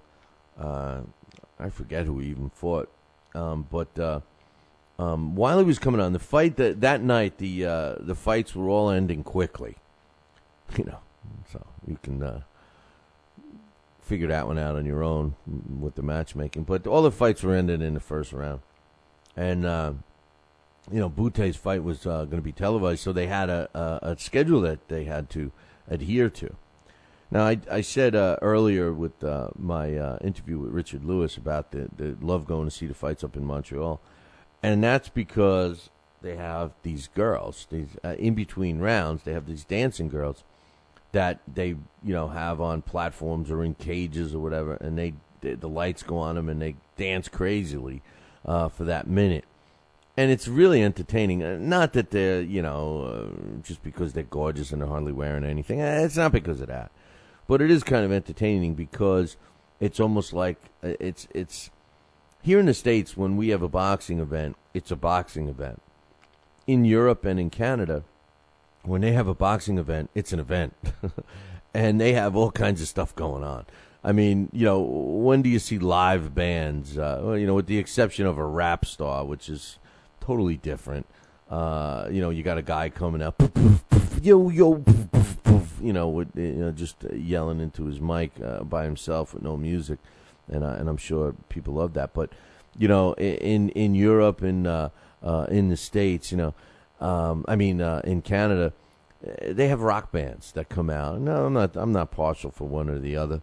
But they have. I remember the Scorpions played for one of the Klitschko's, I think, an old band from the 80s and 90s.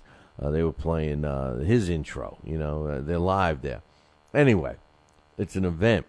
But during the event, they got to show us this training regiment that Lamont Peterson is doing at his training facility in Florida.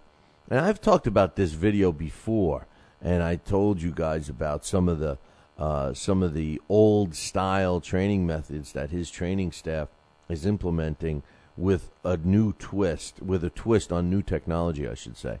But some of the old mentality, like these ropes and just crazy stuff, swimming, things that he does, running, pulling, dragging stuff. And anyway, the moral of the story is, if you've never been to Florida and you've never walked on the grass in Florida with your bare feeties.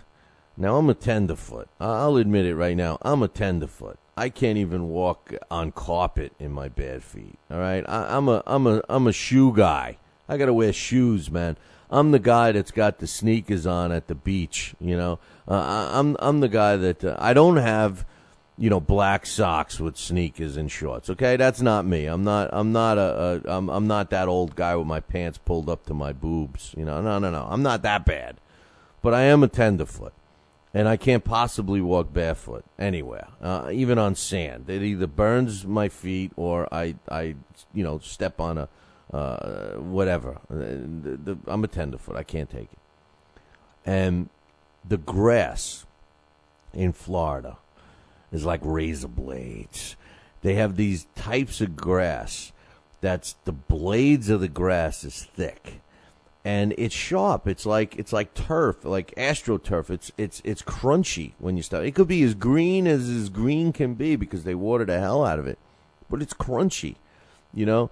And when they were training, when they were showing that footage to us, I'm looking at it, and I'm seeing them digging in and running and stuff, and I'm going, that's typical Florida grass. And now this is a couple of months ago. I'm trying to think what fight it was. Whoever he fought up there, it was his last fight, I believe. I'm looking at that grass, and I went, oh man, that grass is hard. That grass, that's tough, you know. And he's running on it. And I'll bet you anything that a blade of that razor grass, whatever it's called, cut his foot, and that's how he got it infected. But anyway, that's that. I'll be back. I don't want to be late with another break. The 2012 Summer Olympic Games unfold in 5 months in London. The honor and the history of playing host goes back a long way. How long? That's next on Sports Shorts with me, the Sports Princess. This Your Family Today tip is brought to you by Stouffer's, helping bring your family together with wholesome dinner options, even on the busiest of nights. Find dinner table ideas to bring your family together at letsfixdinner.com. To get kids involved in dinnertime conversation, ask specific questions, not broad ones. Instead of what happened today at school, try what was the best thing that happened today. The more specific you are, the more they'll have to say.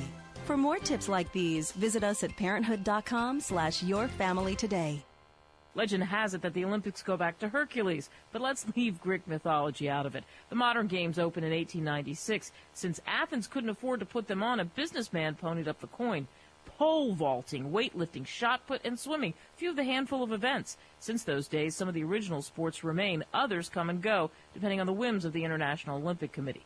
Australia, France, Germany, and China have hosted summer games, and this will be the third time for London. As for the winter games, the U.S. has hosted them 4 times since they started in 1924 in France, featuring sports like alpine cross-country skiing, figure skating, and such. Between the summer and the winter games, there are hundreds of sports and thousands of athletes. You never know what city is going to get a crack at hosting next. I'm the Sports Princess with Sports Shorts. Talking Boxing with Billy C. Every week, 2 hours of the best boxing talk on the radio. Mike Tyson looked like he put on some pounds. He was fat. He went into McDonald's and he just said to them, hey, give me 6 of everything on the menu. He put on 2 watches and covered 2 time zones. I'm talking fat here. Got on a scale the other day and it said, come on, one of you guys got to get off. Last thing I heard is that he jumped into the ocean and he left a ring around the continent. He's fat. Boxing with Billy C. Now back to Talking Boxing with Billy C. He may not have an Excellence in Broadcasting award, but the night's still young. And he's got martinis. So you never know what may be by morning. It's Talking Boxing with Billy C. Talking Boxing with Billy C.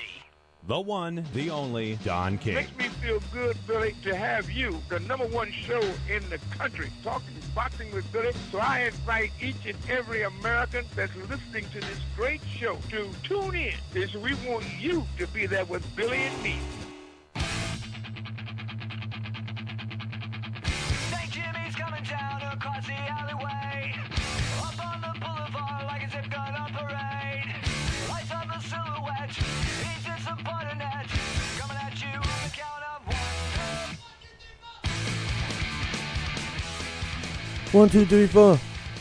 And we're back. You are listening to the Talking Boxing with Billy C. radio show. You're watching us on the Fight Now television channel. Did you fill out that questionnaire? Come on, man. Do you got AT&T Uverse? If you do, you're going to be able to get Fight Now real quick. You just got to take a second and call them, man. as a matter of fact, whether you have AT&T, Uverse, or not, call your local television provider and tell them you want Fight Now right now. They all know about the channel. Every single television provider knows about Fight Now. Trust me when I tell you that the suits at Fight Now travel worldwide, and they have made it very well known about the channel. So you just got to do your part, pick up the phone, and call your local TV provider. Now, that doesn't matter if it's a satellite provider or whether it's a cable provider. Either or, you call them and tell them you want Fight Now. So we'll get you on so you can watch us on TV.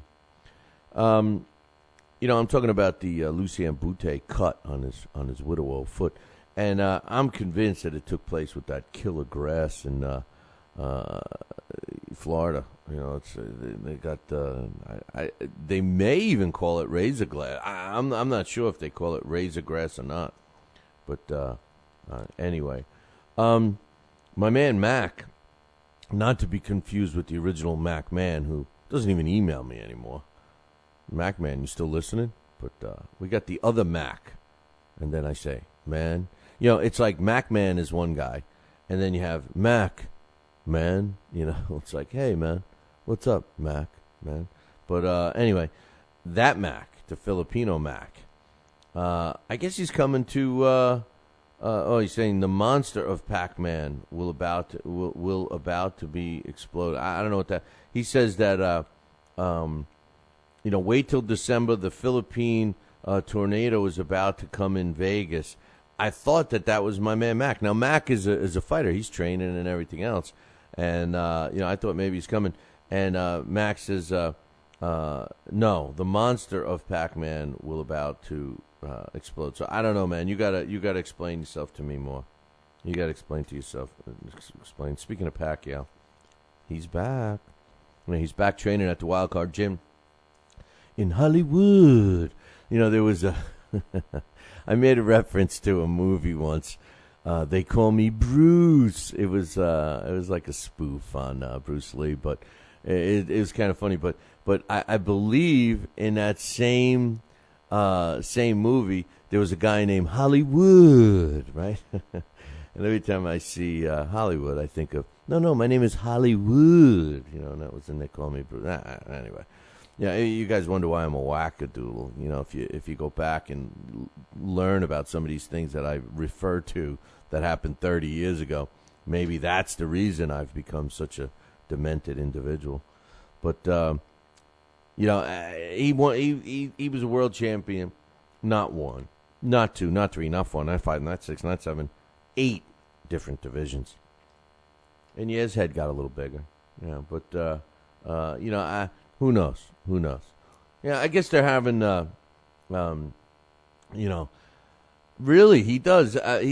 Mac's telling me that Manny Pacquiao has a variety show, and he's got hot girls on there all around. I never saw his variety. You mean he's doing a variety show, and he's the congressman, and he's a world champion? Oh, that Manny. You think he could throw me a couple of Filipino girls? I love them.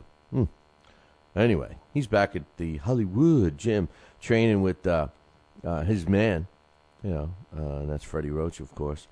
Now we're going to start hearing about his whole training regimen and everything else, which starts out with a run, and he broke his own record.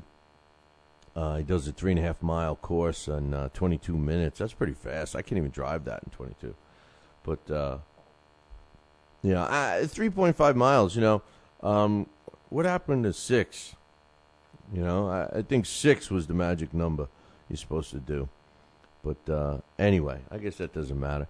I think one of an all-time great a trainer once said, and I believe it might have been Angelo Dundee, says, what do you have? What do you get when a fighter can run 6 miles a day? And the answer is a 6-mile-a-day runner, but not necessarily a fighter. So maybe he disagreed with 6 miles. I don't know. But his day starts off with a 3.5-mile run before 7 a.m. Then he works out and he takes a rest. And then in the afternoon he works out for 3 hours. And then he does 10 rounds of sparring and working the mitts and doing all that stuff. And then he goes back to conditioning and hitting both speed and heavy bags for another 2 hours. So, I mean, minimally, this guy's putting in 6 to 8 hours a day in the gym, just getting ready. They asked him some questions, after his first day in training. And he says, obviously they asked him about the Cotto Mayweather fight. He says, yeah, I saw the Mayweather-Cotto fight. It was a good fight, and everyone was happy. He says, I have no opinion on Mayweather's plans to retire. Did Mayweather announce that? I didn't hear that anywhere. That Mayweather announced his plans to retire. Wouldn't be surprised, and I couldn't blame the guy. Honestly, I couldn't blame the guy. Couldn't blame him. If he decided to retire tomorrow, couldn't blame Floyd Mayweather for retiring. And if he decided to do that, I'll be honest, the last memory I'm going to have of him is a fantastic performance against Cotto. I mean, I can't stand Mayweather, the man. But I'm definitely going to give him credit as far as a fighter. And if he walked away right now, in recent memory, the last 3 fights that come to mind are all good ones. I mean, what can we say? We can't knock the guy. They're all good fights. I mean, you had Juan Manuel Marquez, you had Ricky Hatton, you had Marquez, you had Shane Mosley, Victor Ortiz, and Cotto. Come on. I mean, I think he carried Marquez, and Shane Mosley, was a one-sided beatdown, but he did get stunned in that fight. He comes back and he's like, be aggressive, be aggressive against Victor Ortiz. Now, I am always going to remember the way that fight ended. I'm sorry. Unlike, Alex Papali, who claims that should have been knockout of the year, and unlike most of the Mayweather-loving fans that feel that was the coolest thing, which I think is so sad, I'm not going to remember that fight for that. Or unfortunately, I will remember that fight for that. But I look more at his performance leading up to that than that actual knockout. That's my opinion. But Miguel Cotto was a great fight for Floyd. So, I mean, if he walks away right now, what negatives can you say? I mean, we could turn around and say, oh, he fought weaker opposition through his career. Oh, for that whole, 6-7 year block, he fought nobody. Yeah, we could say that. But he sure finished strong, didn't he? And he finished with an O, didn't he? So, and he finished with a lot of money, didn't he? So hey, if Floyd Mayweather decides to retire right now, I can't complain. I can't complain. As a matter of fact, if I'm him, I would consider retiring. And the reason why is because who's left for him? He's got one fight. And we doubt that fight's ever going to happen. He obviously doesn't want to fight Pacquiao for reasons. And most likely, well, I know he's not afraid of Pacquiao. But most likely the reason, the initials of the reason that he won't fight Pacquiao is Bob Arum. So that's the only reason I can think of. But I didn't hear anything on his plans to retire. But apparently Manny did. And Manny goes on to say that's his decision, and it's a very personal decision. So once again, Manny enjoys wearing the good guy white cowboy hat. And, Floyd Mayweather, well, he wears the bad guy, black cowboy hat. Manny Pacquiao goes on to say, I'm glad to be back in Freddie's gym. I have no plans to retire. I still love what I'm doing. Now, doesn't that contradict, doesn't that contradict some of the earlier reports that said that he's going to retire after this year or something like that? Or is that just another one of Bob Arum's BS lines? I was lying yesterday, but not today line, And one of his last comments he said was, Freddie and I have had a good camp in the Philippines, and we're ready to work real hard in preparation for Timothy Bradley. Bradley's strong, he's undefeated, and young. I have a great deal of respect for his talents and his accomplishments. That prompted me to put a new poll question up, which will be up later today. It's not up right now, but it will be up later today. And the question is, what is the question? What is the damn question? I forgot. I forgot my question. I forgot my it's too early for a trivia No, not that one. My, slipped my burnt out mind. Yeah, will Pacquiao Bradley be as entertaining as Mayweather Cotto was? That's going to be the, actually, I'm going to word it Cotto Mayweather just to piss off the Mayweather fans and Floyd, if he even knows about this show. Freddie Roach made some comments, too. He says, we're on a steady pace to get Manny where he wants to be and will peak on June 9th.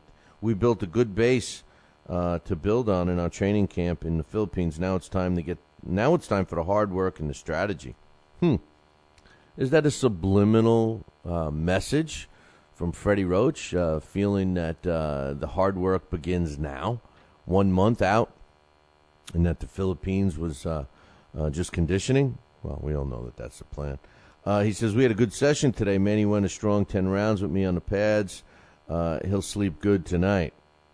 Well, if he was conditioning for the last month in the Philippines, he should have been able to handle that, right? He says, I did not see the Mayweather-Cotto fight, but I do know that Floyd's slippery defense is now better outside the ring than it is inside the ring. But that's the path he's chosen. Do you really believe that Freddie Roach did not watch the Cotto-Mayweather fight? I find that very hard to believe. Is Freddie Roach like, did he just finish chapter 1 of, How to Deal with the Press by Bob Arum? Did he rip out a page of the I Am Going to Tell a Lie book written by Bob Arum? Bob Arum's, got several books along those lines. And, does Freddie Roach really expect us to believe that he did not watch the Cotto-Mayweather fight? Come on. If anybody believes that, Santa Claus is coming. I don't. In a second, I don't believe that he didn't watch that fight. He watched that fight on the edge of his chair, and he's going to watch that fight 100 times, at least. Of course, he watched the fight. But I love his line. Floyd's slippery defense is now better outside the ring than it is inside the ring. When you listen to these guys go back and forth, Team Mayweather against Team Pacquiao, you believe whoever's got the microphone, so to speak, it's like you believe what they're saying. If you listen to Team Pacquiao, which includes Bob Arum and Top Rank, it's all Mayweather's fault for not making the fight happen. But if you listen to Mayweather, it's all their fault. Listen, after hearing both sides of the story, it's both their faults. It's all their faults. But I said to my man Scott, him and I were talking recently, and, when push comes to shove, it's the fighter's job to decide and say to whoever they're working for, whoever their promoter is, whoever their manager is, whoever their trainer is, to say to them, listen, damn it, make the fight. I don't give a crap if I make $1 on this fight. I want to fight this guy. There comes a time when the fighter can say that. Don't for a minute think that the fighter has no control. So the blame is on both these guys, the fighters. We have a lot of other cooks in the kitchen that are causing some issues. They're all burning the casserole. Huh? Another analogy. But, the bottom line is it comes to the fighters. If Manny Pacquiao and Floyd Mayweather should get it on, these two guys should fight, and that's the end of that, and they should both want it. But I love the line by Freddie Roach that he's slippery outside the ring than he is inside the ring. He also says, they asked him, do you think Floyd can beat, do you think Manny can beat Floyd? And Freddie Roach responds, and I quote, would Manny beat Floyd? You bet. The way to beat Floyd is to outwork him every minute of every round. Manny is the only fighter capable of executing that game plan. Activity kills Mayweather. You need to stay busy against him and not let him dictate the pace by slowing down the fight. Southpaws are his other weakness. Manny is just a bad combination for Floyd to fight. It would bring Floyd into the ring. He says, if it would bring Floyd into the ring, I'd agree to have Manny fight him right-handed. Again, a little dig on Mayweather. Listen, let's be real. Manny Pacquiao has shown vulnerability in taking punches. There's no question about it. He can't get out of the way. I was, I had the luxury of watching a video clip by Given Quality sent me to it. He didn't do it. He sent it to me. And, of course, it exposed Manny Pacquiao against Juan Manuel Marquez and how he was susceptible to the same exact punches for all of the fights, regardless of how much time has gone by. And Given Quality's thought was, this guy hasn't gotten better. He hasn't learned to get away from a counterpunch. And, that's Floyd's game, man. That's Floyd's game. So how is Manny going to beat Floyd Mayweather if Manny can't get away from a counterpuncher? And, oh, by the way, Floyd's got some hand speed, too. Just a little, right? But here's my point. And this is why this fight will be so entertaining. Floyd's going to hit Manny. There's no question about that. Floyd is going to hit Manny. But you know what? Manny's going to hit Floyd. And there's no question about that either. And Floyd doesn't want to get busted up. Floyd sees the kind of damage that Manny's punches do. And the reason why they do, not because he's on steroids.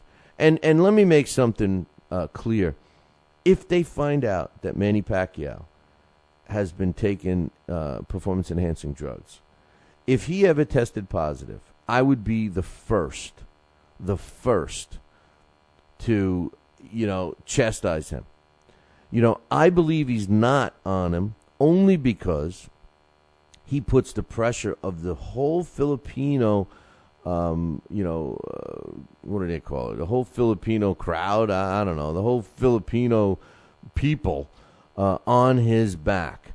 And the pride that he displays and the pride that those people display for him, the Filipinos, what they display for him, would be ridiculous for him to take that chance. He would be, literally, it would be like treason to them, for him to lie like that. And I don't believe that he would do that. I think that his faith and that his love for his country and everything is too strong for him to possibly taint it with performance-enhancing drugs. Now, with that said, again, if he ever tested positive, I'll lead the pack, man. I'll be the first one. I'll lead the pack, man. Get it? No, I'd be the first one to lead the pack against the Pac-Man. All right, and I would basically discredit him for all of his accomplishments if he tested positive. But until that day, I don't believe he is on performance-enhancing drugs. Now, the reason why he butts up his opponents the way he does is because of the angles in which he delivers his punches. And he's got some hand speed himself. And Floyd cannot figure that out. He can't figure it out. And the reason why he can't figure it out is because it's impossible to figure it out. I've said this 100,000 times. Floyd Mayweather is the best at figuring out their opponent. He can anticipate the punch before it comes. And he usually takes 4 rounds to do it. It usually takes him about 4 rounds to do it. And you could say that it took him about 4 rounds in Saturday night's fight as well. Now, he looked good in those first few rounds. He won the first few rounds. I forget. I think I scored one of them for let's see, the first 2 rounds. The first round I gave to I gave the third round to Cotto. And I'll tell you, the second round was awfully close as well. And so was the first. So the first 3 rounds were awfully close. I mean, I gave 1 out of the first 3 to Cotto. But Manny Pacquiao is going to be a lot harder for Floyd to figure out. And Manny Pacquiao doesn't deliver those punches from the same spot. Now, I've had somebody tell me, a listener tells me, oh, that's wild. That's not angles. That's wild punching. Tomato, whatever. You want to call it wild? I call it angles. There is times when he gets a little wild. But he darts in and darts out. And, I think that the advantage that Floyd is going to have with him is his size and his defense. And when Floyd leans his head back and avoids the punches, I think Manny's going to be very vulnerable at that point, that split second that Manny is lunging at Floyd. And Floyd is leaning his head back, turning his shoulder, and Manny misses that shot. Floyd has the counterpunching ability and the hand speed to make him pay for it. And that is how, if Floyd Mayweather KOs Manny Pacquiao, that is how the knockout's going to come. Now, with that said, and with what Freddie Roach says, if Manny Pacquiao can keep that fight in the center of the ring, and Manny Pacquiao can get in there and land some shots onto Floyd, which I think he can, he busts up Floyd. He busts him up. If he busts up Floyd, gets Floyd busy, bleeding, worse than he was, not a little trickle out of his nose, but maybe opens up a cut, maybe puffs up his face a little bit, and, we're getting into the 8th round now, and Floyd's busted up a bit. What happens in the corner? What happens? Is Floyd starting to get flustered? Is Roger trying to, give him instructions? Is people, are they all yelling at him? Is he not listening? Is he yelling back at them? Are they not saying anything? Are they acting like Mike Tyson's corner after they got rid of Kevin Rooney? They're all just, go get him, Mike. Get in there and knock him out, Mike. Who knows? We may never know. We may never know. They're talking about a fight taking place on June 23rd between WBA flyweight champion. He was also the WBA's 2011 Fighter of the Year, Hernan Tyson Marquez. He's got a record of 33 wins, 2 losses, and a draw. 25 of his dubs is coming by knockout. Looks like he's going to be making a title defense on June 23rd in Sonora. But this is what pisses me off. Arden Daly, and I'm not knocking the Filipino Arden Daly, but 18 wins, 6 losses, 3 draws. There's nothing wrong with Tyson Marquez fighting this guy, but it can't possibly be for a defense. I mean, come on, just make it a non-title fight. Anyway, that's June 23rd. And one last thing I want to mention real quick.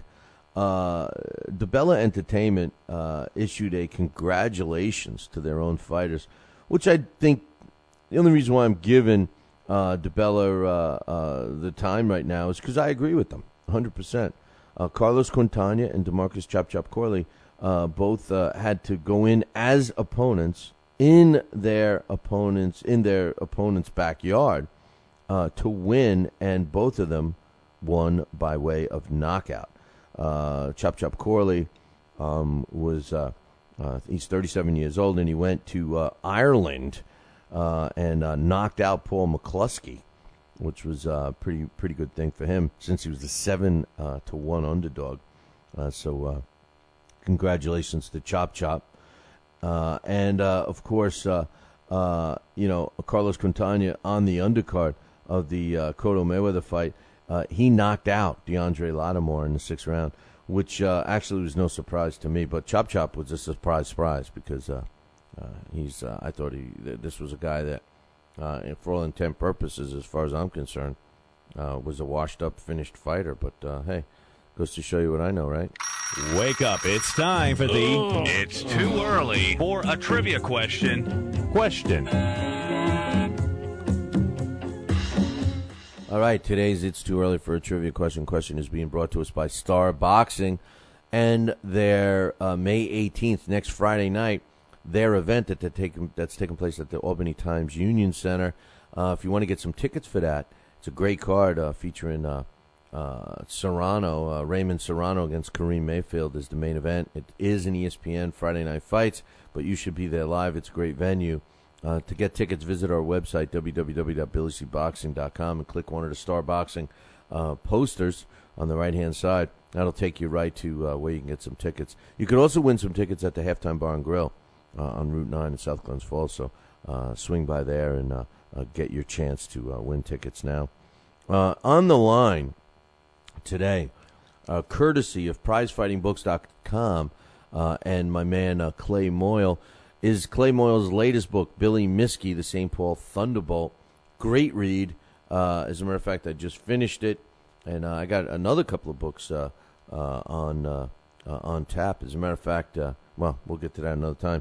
But you can get this copy. Our book club features books that we support and authors and publishing companies that support us. That's why they're there. And if you want to get a copy of this book, you can get this trivia question right, and we'll send you a copy. Or you can buy a copy by visiting our website, www.billycboxing.com, and go into the Billy C Book Club and get a copy. Now, what makes the copies of our book club special is you get them directly from the authors, signed copies at a discount price. So, hey, check that out. But you can also get one from me. I'll send you this one if you know this question. It's a tough one. And I'm going to add another bonus prize to this, okay? So in addition to the Billy Miskey book, courtesy of PrizeFightingBooks.com, courtesy of Pugilistica.com, we're going to send you, I got some more of those collector's phone cards, which I'll show it to you tomorrow, of Rocky Marciano knocking out Jersey Joe Walcott, which was one of the famous knockout punches. So, it has that punch. And it's a collector's phone card that was put out in the 90s, and there's only several of them left. So we're going to package that in with this. If you know, when the first bout in which the details of the official scoring were announced by the ring announcer, when was the first bout in which the details of the official scoring were announced by the ring announcer? Listen, I gave you guys a big hint. It's between 1930 and 1950. Between 1930 and 1950 is when the first bout in which the details of the official scoring were announced by the ring announcer. So if you want to win this book and the collector's phone card with Rocky Marciano, then you need to email me, Billy at TalkinBoxing. That's TalkinBoxing.com right now.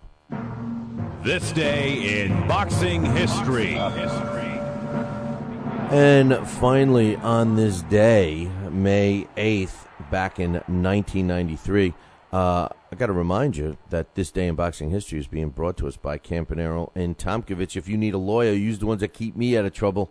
Give them a call right now, 845-221-4099. That's Campanaro and Tomkovich, 845-221-4099 for all your lawyer needs. And my coined phrase for them, let Campanaro and Tomkovich knock out your legal problem. 845-221-4099. On this day, May 8th, in 1993, Gerald McLennan knocks out Julian Jackson in the 5th round to win the WBC middleweight title, and that took place on this day, May 8th, in 1993, in Las Vegas.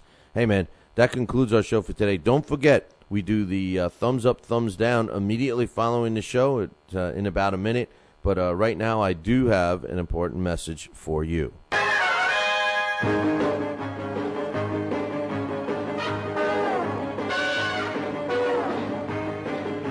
Make sure you tune in tomorrow morning, same bat time, same bat channel. The Fight Now channel, of course, is only one.